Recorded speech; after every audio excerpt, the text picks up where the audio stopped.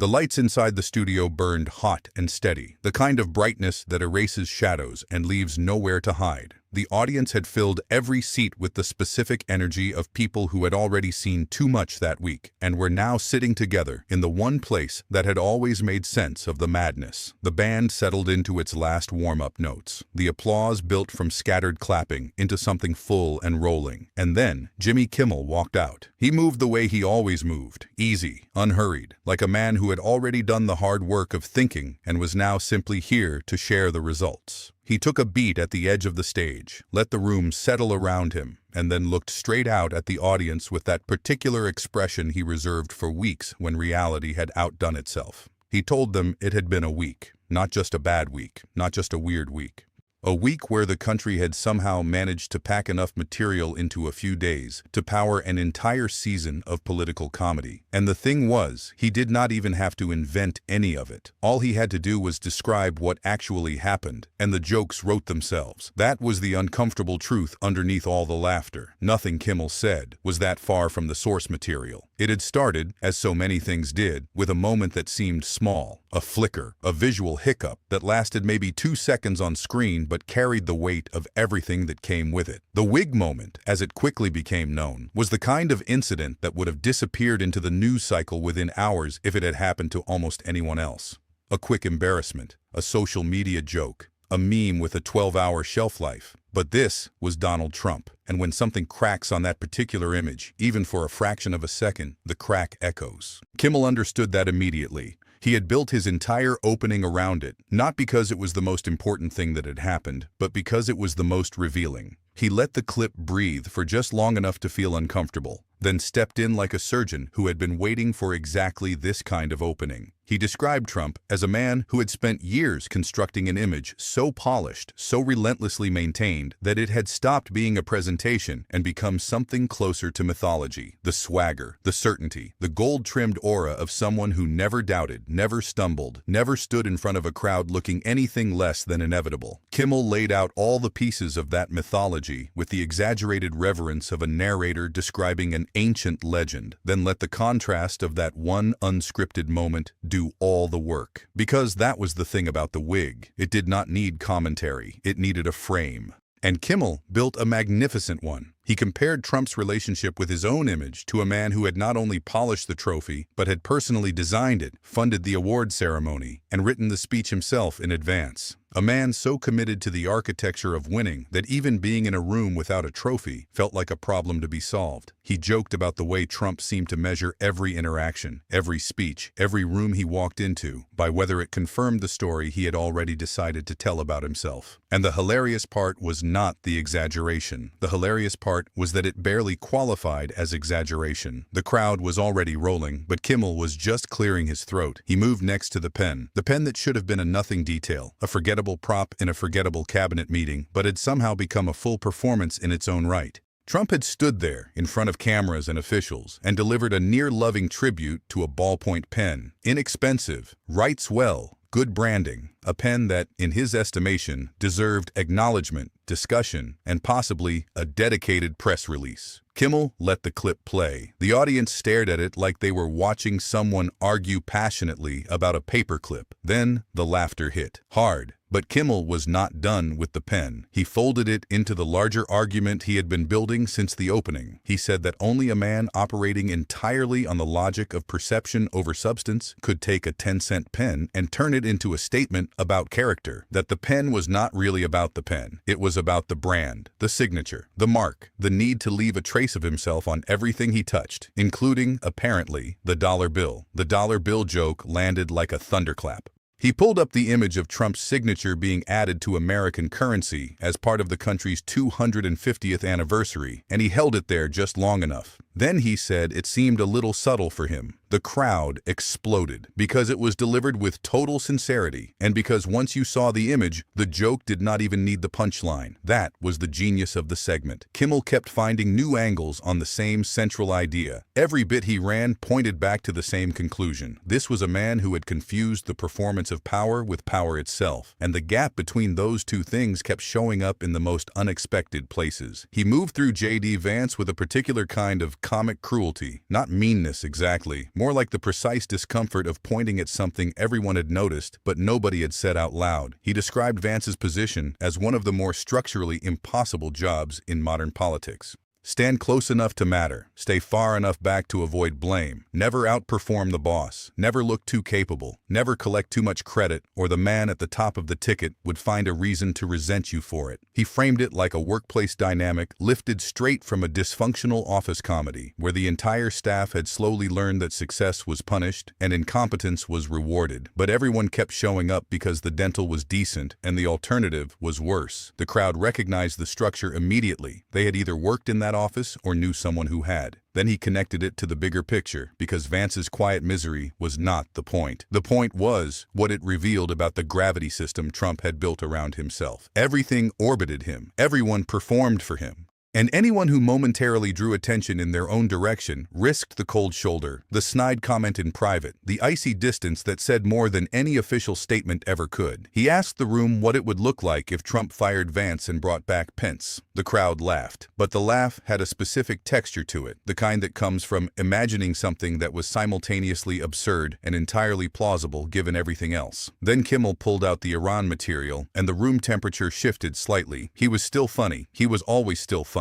But he leaned into the specificity of what was happening in a way that made the jokes feel less like pure comedy and more like documents being read aloud in court. He talked about how Trump had apparently not been briefed on the Israeli strike, or had been briefed and forgotten, or had been briefed and was now claiming ignorance for strategic reasons.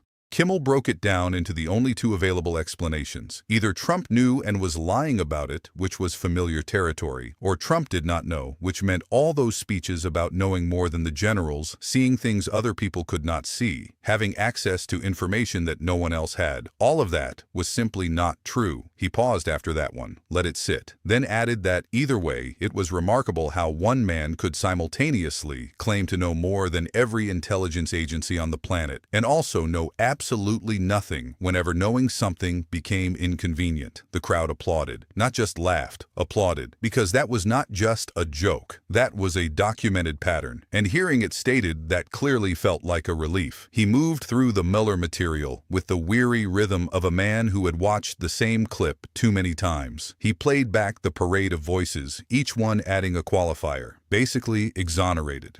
Essentially exonerated, more or less exonerated. He let the words stack up like falling dominoes, each one slightly less certain than the last, each one adding another layer of distance between the original claim and anything resembling truth. And then, with the perfect timing that made him genuinely great at this, he noted that now that Mueller was gone, he could no longer exonerate innocent people. The laugh that followed had something almost mournful in it. He did not stop there. He pivoted to the Epstein thread, which had been running quietly underneath all the louder stories for months. He named the names carefully and moved through the material with a precision that made it clear this was not a casual mention. He was building something. He was suggesting that the noise around the war, the Iran deadlines, the fertilizer shortage, the WIG incident, and the Penn tribute were all, in different ways, very useful distractions from the files that had not yet been fully opened. He did not need to state that directly. He just let the timeline speak. The files existed, the headlines shifted, the attention followed the headlines, and the files stayed quiet. That connection landed harder than any of the individual jokes because it carried the implication that at least some of the chaos was not accidental. That spectacle had become a tool, that the noise was not just a byproduct of disorder, it was the point. The crowd felt the weight of it. Kimmel could sense it too. So he did what he always did in moments like that. He broke the tension with something ridiculous before the mood could tip all the way over. He brought up Trump's claim that if he had been president in 1935, the Holocaust would have been prevented. He let the clip run. He watched the audience watch it. And then he simply noted that Trump was now stopping wars from before he was even born. A peacemaking time traveler.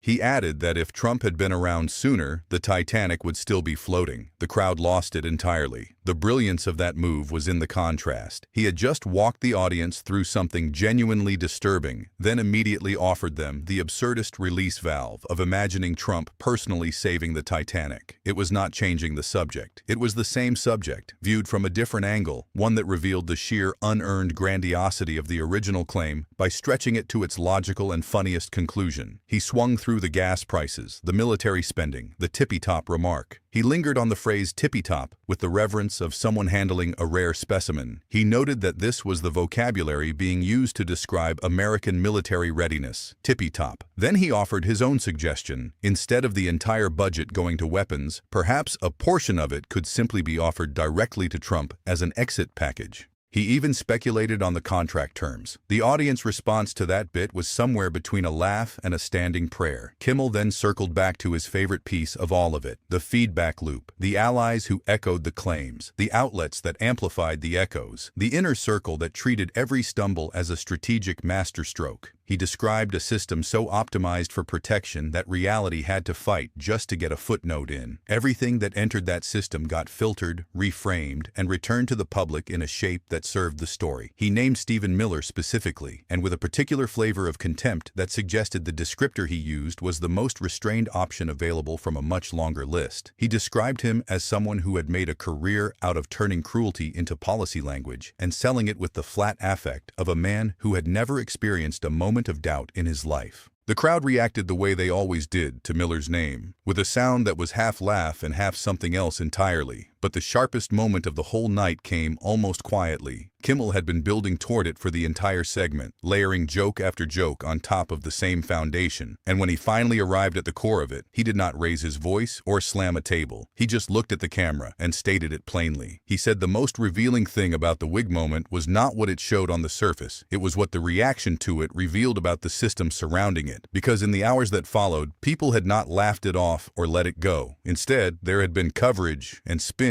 and commentary from supporters insisting that it meant nothing, that anyone who noticed it was petty, that focusing on it was a distraction, which meant that for something so supposedly small, an enormous amount of energy had been deployed to contain it. And that kind of energy, Kimmel said, does not get spent on nothing. He paused. The room was very still. Then he added that in his experience, the things people work hardest to dismiss are usually the things that hit closest to something real. The crowd breathed out in a long, rolling exhale of recognition. Then the applause came. He wound down the way the best late-night segments wind down, not with a grand conclusion, but with a series of small callbacks that tied the whole thing together. The pen, the trophy shelf, the tippy-top military, the time-traveling peacemaker, the WIG, each one landed again. Lighter this time, like bumping into old friends at the end of a long night. By the time the band came back in, the segment had done something harder than just making people laugh. It had held a full, complicated story in place, long enough for an audience to see the shape of it. The ego underneath the image, the performance underneath the policy.